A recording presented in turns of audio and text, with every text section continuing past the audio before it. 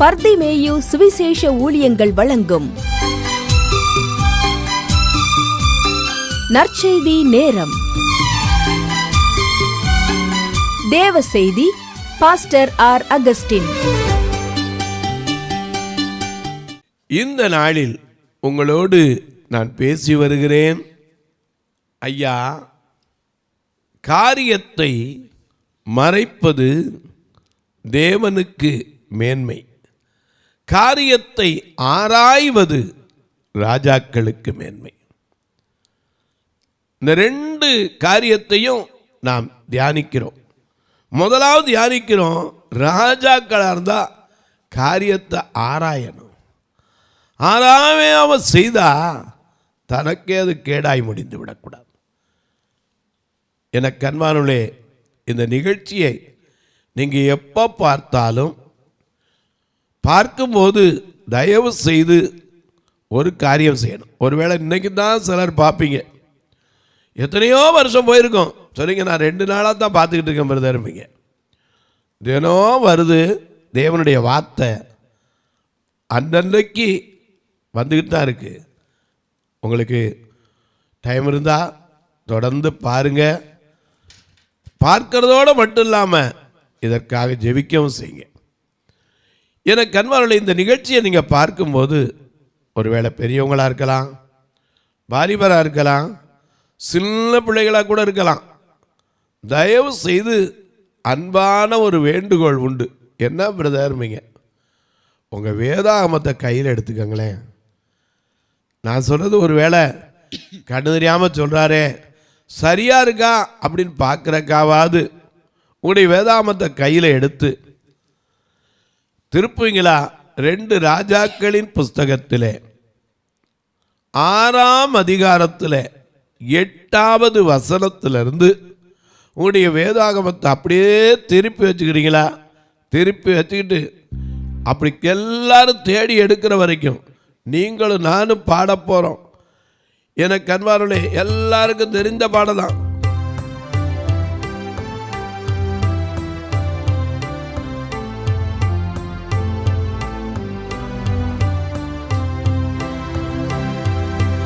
எல்லாம் இயேசுவே,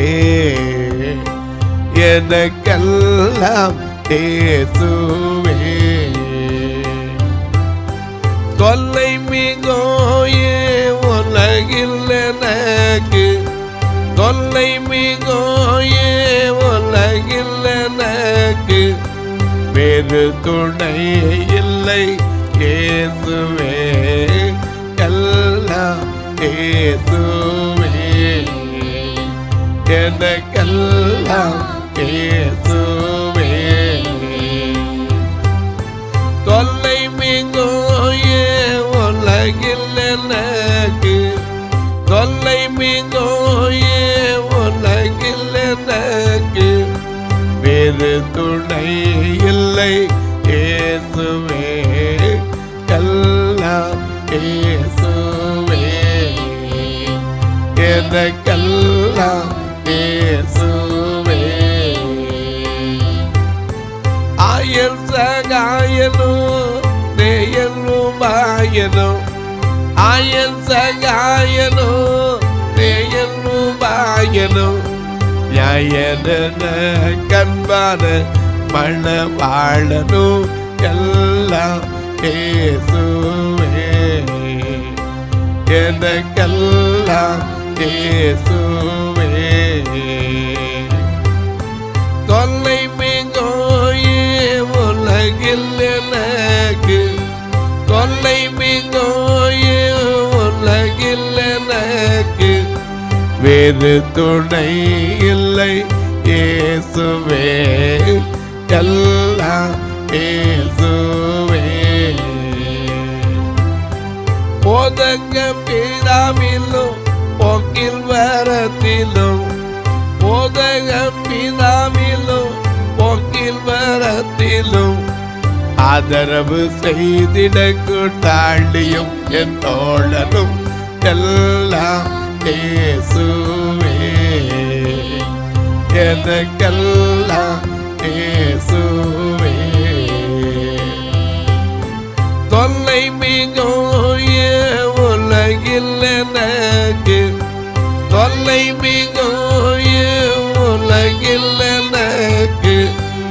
வேறு துணை இல்லை இயேசுவே, எல்லாம் இயேசுவே, எனக்கெல்லாம் இயேசுவே. எல்லாம் எடுத்திருப்பீங்க. வாசிக்க சொல்லட்டா? அக்காலத்திலே, 8ஆம் வசனம், அக்காலத்திலே சீரியாவின் ராஜா இஸ்ரவேலுக்கு விரோதமாய் யுத்தம் பண்ணி இன்ன ஸ்தலத்திலே பாளையம் இறங்குவேன் என்று தன் ஊழியக்காரரோட ஆலோசனை பண்ணினான். எங்க ஆலோசனை பண்றாரு? அவன் தேசத்துல. நல்லா கவனிங்க. ஆலோசனை இல்லாத இடத்துல ஜனங்கள் என்ன செய்வாங்க?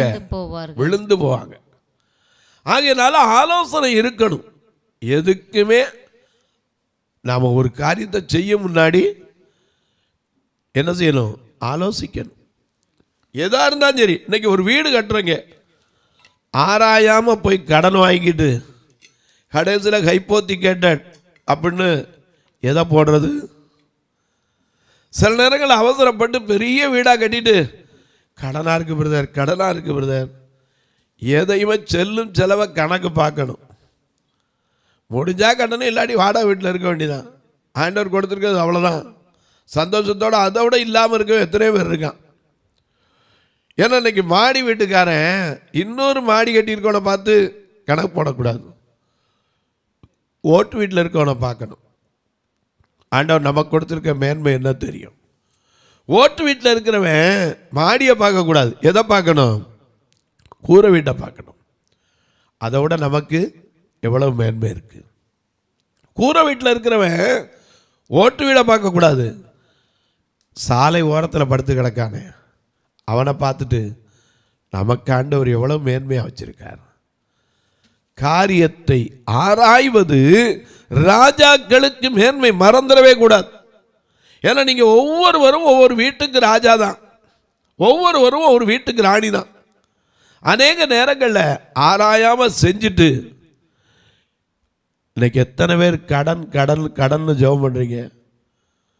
அநேகர் போன் பண்ணி கேட்குறீங்க, பிரதர் கடன் பாரம் தான் பிரதர் எனக்கு இருக்கு. கடன் வாங்க முன்னாடி நம்ம ஆராய்ந்து பார்க்கணும்ல. ஏன்னா அதுதானே ஆராய்வதானே, காரியத்தை ஆராய்வதான் மேன்மை. ராஜாக்களுக்கு மேன்மை. மனைவி புருஷனும் உட்கார்ந்து ஆராய்ந்து பார்த்து இது எவ்வளோ செலவு வரும், என்ன வரும், நாம் செய்கிறோமா? அநேக நேரங்களில் அதை செய்கிறதே கிடையாது. ஒருவேளை சில மனைவிகள் பார்த்தா சரி, புருஷனுடைய சூழ்நிலையை யோசிக்க மாட்டாங்க. அதே போல் சில புருஷர்கள் மனைவியினுடைய ஏக்கத்தையும் நினைக்க மாட்டாங்க. 2 பேரும் உட்கார்ந்து கலந்து ஆலோசித்து செய்தால் என்ன பிரச்சனை வரும்? இவ்வளோக்குள்ள செய்வோம், இதான் நம்ம செய்ய முடியும், இதை யோசனை பண்ணி செய்யுங்க. அப்படி ஆராயாமல் செஞ்சால் மேன்மை இருக்காது. அங்கே என்ன இருக்கும்? போராட்டம் தான் இருக்கும். அதனால தான் இங்கே எழுதியிருக்காரு, காரியத்தை மறைப்பது தேவனுக்கு மேன்மை. சில காரியங்களை தேவன் மறைக்கிறார், அதை குறித்து பின்னாடி உங்களுக்கு சொல்கிறேன். ஆனால் காரியத்தை ஆராய்வது ராஜாக்களுக்கு மேன்மை. மறந்துடக்கூடாது.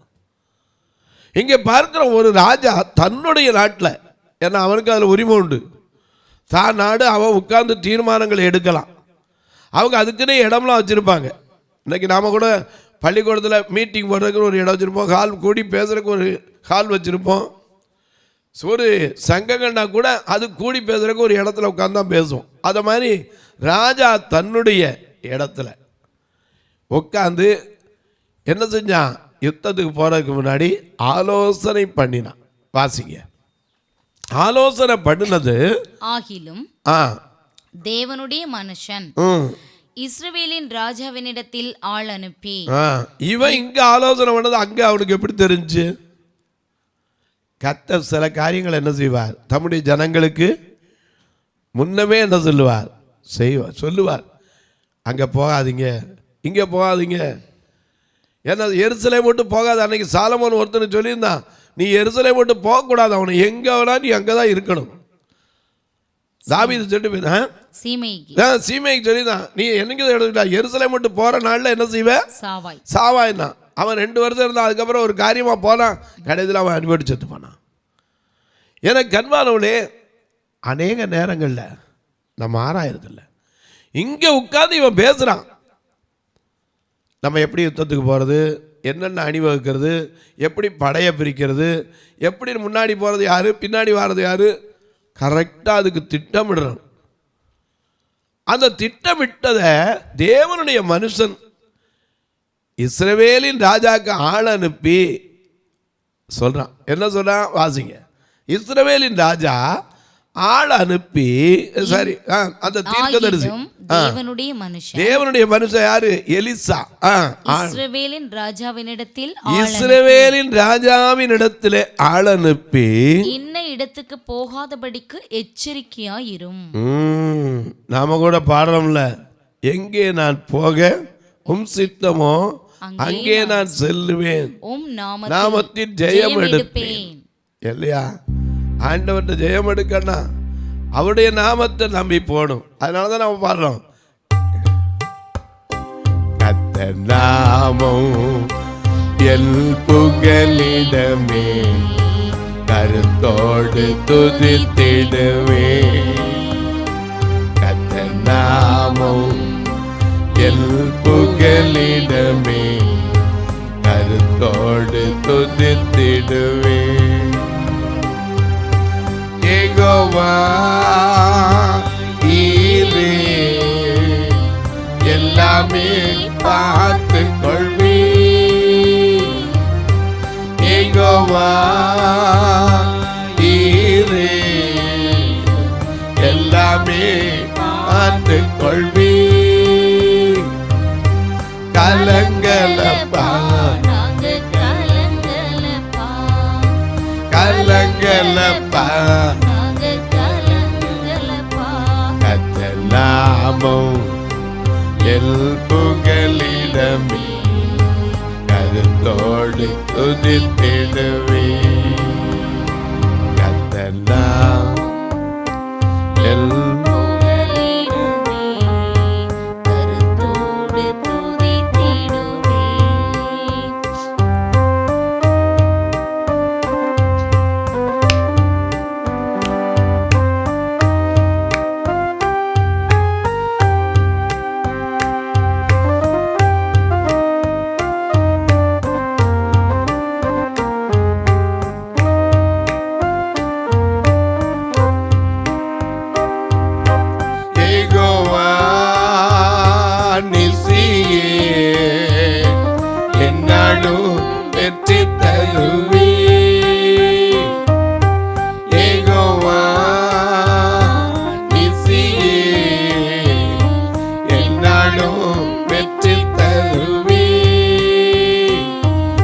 ஸ்தோத்திரமே அப்பா, ஸ்தோத்திரமே, ஸ்தோத்திரமே அப்பா, ஸ்தோத்திரமே.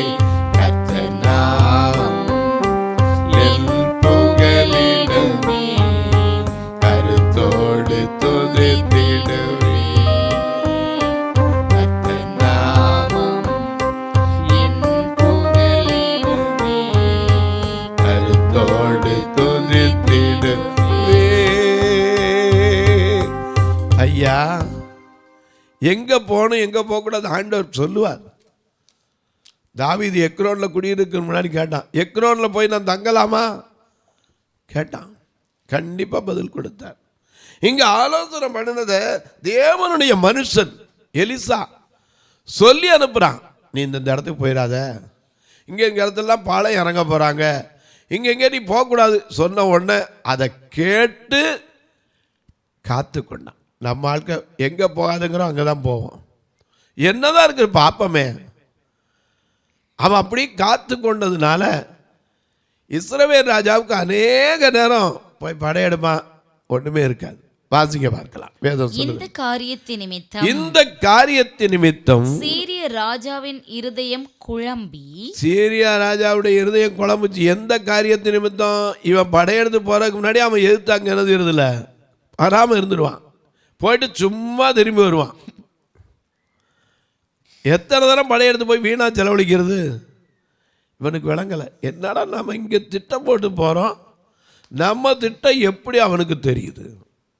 ஒன்றை தெரிஞ்சுக்கங்க, கண்ணை படைத்தவர் காணாரோ, காதை உண்டாக்கினவர் கேளாரோ. நாம நினைக்கலாம் நாம இருள பேசுறோன்னு. நிச்சயமா சொல்ற, இருள பேசுகிறது எதுவோ அது வெளிச்சத்தில் வந்துடும். மறந்துடாதீங்க. நாம தீர்மானத்தை எடுக்கும்போது ஆராய்ந்து செய்யணும். இந்த ராஜாவுக்கு இருதயம் கலங்குது. ஏன் கலங்குது? பல தடவை படையெடுத்து போனால் அங்கே யாரும் வரல, இஸ்ரவேலின் சேனை எதிர்த்து வரவே இல்லை. அப்போ எதிர்த்து வராமல் இவன் யார்கிட்ட சண்டை போடுறது? எப்போவுமே பாருங்க, சண்டை ஓடனா கூட எதிராளிட்டு தான் சண்டை ஓட முடியும். நமக்குள்ளேயே சண்டை போட்டுக்கிட்டு இருப்போம். இன்னைக்கு அநேக குடும்பங்களுக்குள்ளே கணவன் மனைவிக்குள்ளே சண்டை போட்டுக்கிட்டு இருக்கீங்க. நம்முடைய போராட்டம் மாம்சத்துக்கு விரோதமாக அல்ல, மாம்சத்தோடும் இரத்தத்தோடும் அல்ல, துரைத்தனங்களோடும் அதிகாரங்களோடும் இப்பிரபஞ்சத்தின் அந்தகார சக்திகளின் லோகாதிபதிகளோடும் வான மண்டலங்களின் பொல்லாத ஆவிகளின் சேனைகளோடு நமக்கு போராட்டம். ஆனா நம்ம போராட்டம் எதுல இருக்கு? மனைவியோட வருஷம் சண்டை போட, பிள்ளையோட புருஷன் சண்டை போட, தகப்பன் சண்டை போட, தகப்பனோட பிள்ளை சண்டை போட. இது என்னங்க பிரயோஜனம்? நம்ம இதை ஆராய்ந்து நம்ம சண்டை போடுறது யாரு கூட இதை ஆராய்ச்சி பார்த்தோமா? சிலர் பார்த்தீங்கன்னா மனைவிட்ட வீரத்தை காட்டுவான். ஏன்னா மனைவியானவள் யாரு? பலவீன பாண்டம். விவேகத்துடன் வாழ தெரியலை. போகட்டும், அதை குறித்து நான் இன்னைக்கு சொல்லலை. இங்கே ராஜா குழம்பி போனான். ஏன்னா படையெடுத்து போனால் அங்கே படை எதிர்த்து வந்தால் தானே சண்டை போட. உடனே இந்த காரியத்தின் நிமித்தம் சீரியாவின் ராஜா இருதயம் என்ன செஞ்சு குழம்பி போச்சு. வாசிங்க. அவன் தன் ஊழியக்காரரை அழைத்து திரும்ப, ஏன்னா யோசனை பண்ற கலைச்சா இப்ப இன்னொரு யோசனை பண்ண வேண்டியதாகி போச்சு. ஊழியக்காரரை அழைத்து நம்முடையவர்களில் இஸ்ரவேலின் ராஜாவுக்கு உளவாளியா இருக்கிறவன் யார் என்று நீங்கள் எனக்கு அறிவிக்க சந்தேகத்துக்கு வந்துருச்சு. தாட்கள் மேலே சந்தேகப்படுறது. என்ன சந்தேகம்? இங்க எவனோ ஒருத்தர் இருக்கான்பா, நான் எடுக்கிற தீர்மானத்தை என்ன செஞ்சிடறான் சொல்லிடுறான. எப்படி அவன் யாருன்னு எனக்கு சொல்ல மாட்டீங்களா? பாசிங்க. அப்படி சொன்ன அப்பொழுது ஊழியக்காரரில் ஒருவன், அந்த ஊழியக்காரர் யாரு? சீரியா தேசத்து ராஜாவுக்கு ஊழியக்காரர். அந்த ஊழியக்காரர்ல ஒருத்தன், அப்படி இல்லை என் ஆண்டவனே ராஜாவே, நீர் உம்முடைய பள்ளி அறையிலே பேசுகிற வார்த்தைகளையும் நல்ல கவனிங்க. நாம பேசுகிறது கர்த்தர் கேட்கிறார் இல்லையா? நாம சொல்ற வார்த்தை ஒவ்வொன்றையும் கர்த்தர் என்ன செய்கிறார்? கவனிக்கிறார். ஏன்னா அவர் நம்மோடு இருக்கிறாரு, நம்ம விட்டு விலகலையே. நம்ம நடந்தாலும் படுத்திருந்தாலும் பாதாளத்தில் படுக்கை ஓட்டாலும் அங்கேயும் அவர் இருக்கிறார். இந்த உணர்வை நீ பெற்றுக்கொள்ள வேண்டும். ஆண்டவர் எங்கோ இருக்காரு அப்படின்னு மனுஷன மாதிரி நினைச்சிட்டு பேசக்கூடாது. ஏன்னா கர்த்தருடைய கண்கள் பூமி எங்கும் உலாவிக் கொண்டிருக்கிறது. அவர் ஒரு பக்கத்தில் பட்சிக்கிற அக்கினி, ஒரு பக்கத்தில் துணையான தெய்வம், ஒரு பக்கத்தில் அன்பின் தெய்வம். இங்கே பேசுறது அங்கே போய் சொன்னோன்னே இவனுக்கு குழம்புது. அவன் கேட்குறான், எப்பா யாரா அது? இதுக்குள்ள ஒருத்தன் யாரோ இருக்கானே, துரோகி ஒற்றன் இருக்கானே, எப்படி நான் போடுற திட்டம்லாம் தெரியுது, எனக்கு அதை கொஞ்சம் சொல்லுங்க, அந்த ஆளை சொல்லுங்க. உடனே ஒருத்தன் எந்திரிச்சான், என் ஆண்டவனே ராஜாவே, நீங்கள் நினைக்கிறது தப்பு. நாங்கள் யாரும் நாட்டுக்கு துரோகம் பண்ணல, உங்களுக்கு துரோகம் பண்ணலை. அப்போ எப்படிப்பா அந்த செய்தி போச்சு? அதுக்கு ஒரு காரியம் இருக்கு. அவன் சொல்றான் பாருங்க, அப்படியெல்லாம் ஆண்டவனே நீர் உம்முடைய பள்ளி அறையிலே பள்ளி அறைனா என்னது? பெட்ரூம். கணவன் மனைவி ராஜா அதாவது ராணி தனிமையாக இருந்து பேசுகிற இடத்துக்கு பேர் பள்ளி அறை. நம்ம வீட்லையும் பள்ளி அறையில் என்ன பேசுகிறோம்? நம்ம பேசுகிற வார்த்தைக்கு கணக்கு இருக்கு, நாம் செய்கிற செய்கைக்கு கணக்கு இருக்கு. அதை ஆராய்ந்து கொள்ளுங்கள். உங்கள் காரியத்தை ஆராய்ந்து பாருங்க, என்ன செய்கிறோம். ஏன்னா நம்மோடு இருக்கிற ஒருவர் இருக்கிறார். ஏன்னா நமக்கு அவர் சொல்லியிருக்கார்ல, நம்ம ஒரு பக்கம் மட்டும் பார்த்து பாடுறோம், என்ன வேணும்? நான் உன்னை விட்டு விலகுவதில்லை, நான் உன்னை என்றும் கைவிடும்.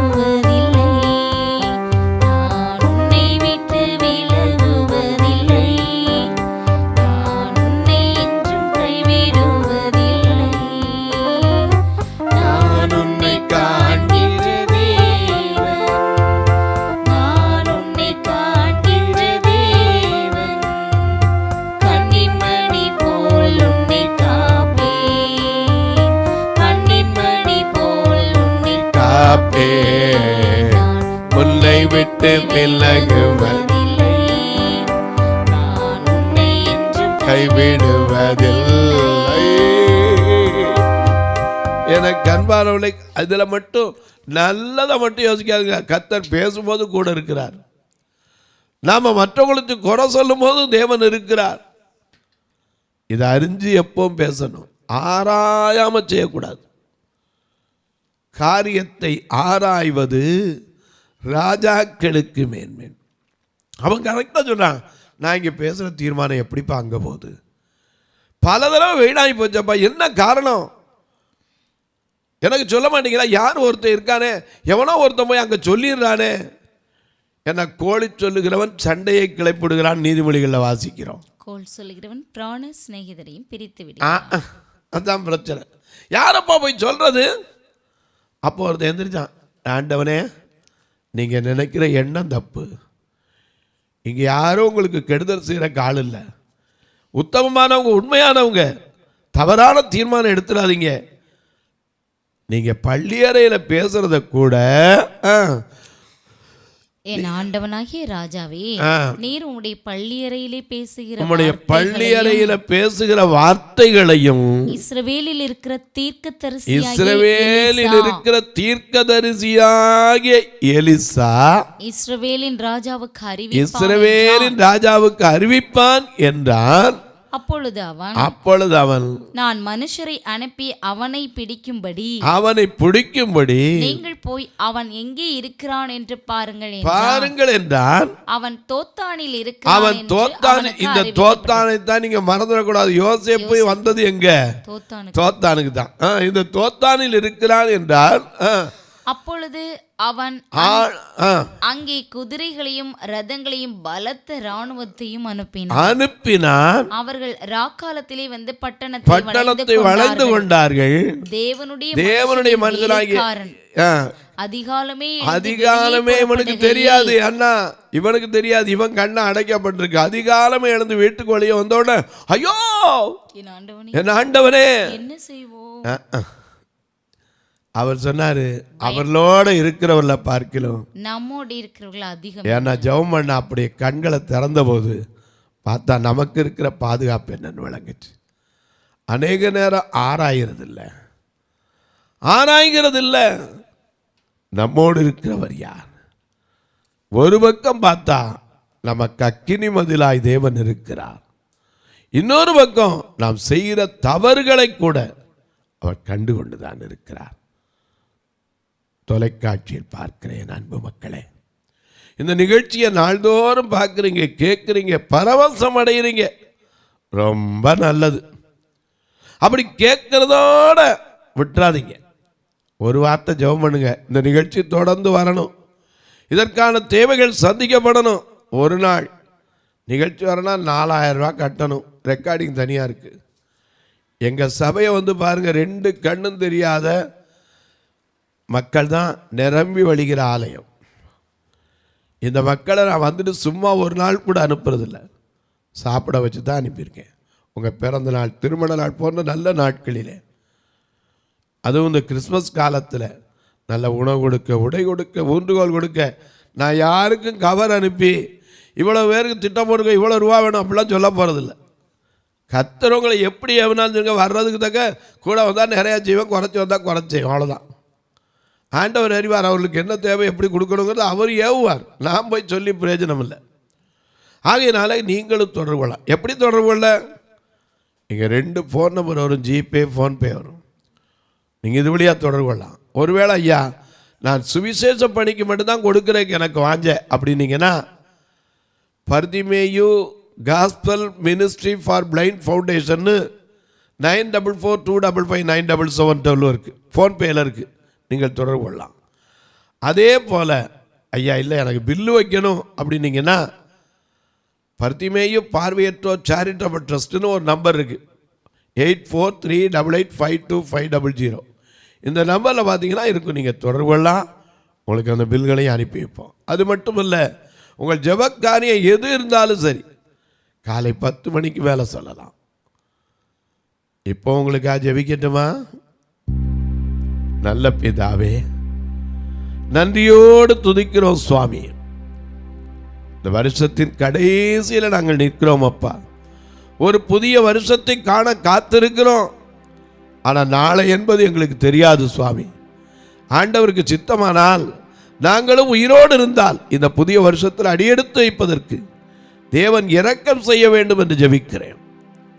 எந்தெந்த வீட்டுக்குள்ளே கண்ணீரோடு கவலையோடு வேதனையோடு வியாதியோடு படுக்கையில் இருந்து புலம்பிக் கொண்டிருக்கிறார்களுடைய கண்ணீர்களெல்லாம் களிப்பாய் மாற கர்த்தர் உதவி செய்யும். பிறந்த நாளை, திருமண நாளை, தங்களுக்கு அன்பான இழந்த நினைவு நாளை நினைத்துக் கொண்டிருக்கிறவர்கள், இப்போவோ அப்போவோ என்று மரணத்திற்கு போராடி கொண்டிருக்கிற மக்கள், ஒருவேளை ஐயா பிரசவ காலத்தில் இருக்கிற என் அன்பு சகோதரிகள், ஒரு குழந்தை இல்லையே என்று கண்ணீர் வடிக்கிற என் அன்பு சகோதரிகளுக்காய் ஜெபிக்கிறேன்.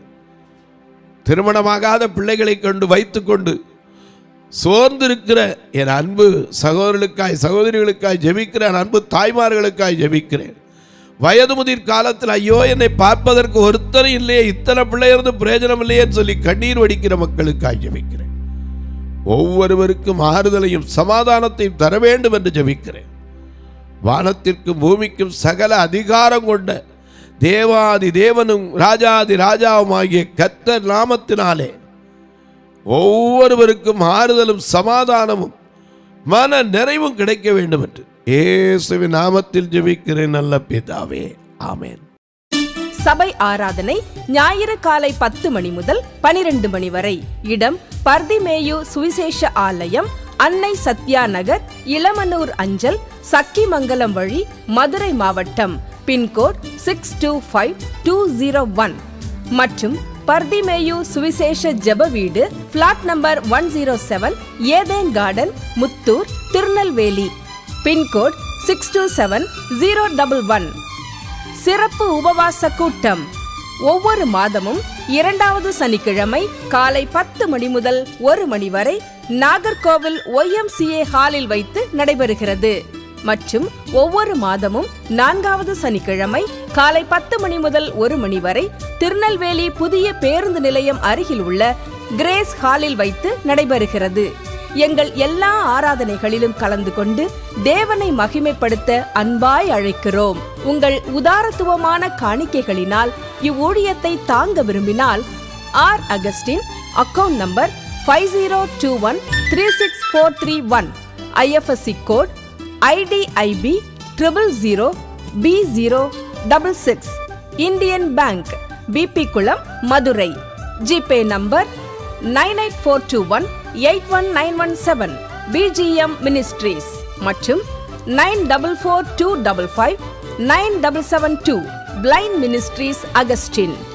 உங்கள் தொடர்புக்கு பாஸ்டர் ஆர் அகஸ்டின், பர்திமேயு சுவிசேஷ ஊழியங்கள், நாகமலை, புதுக்கோட்டை, மதுரை 625019.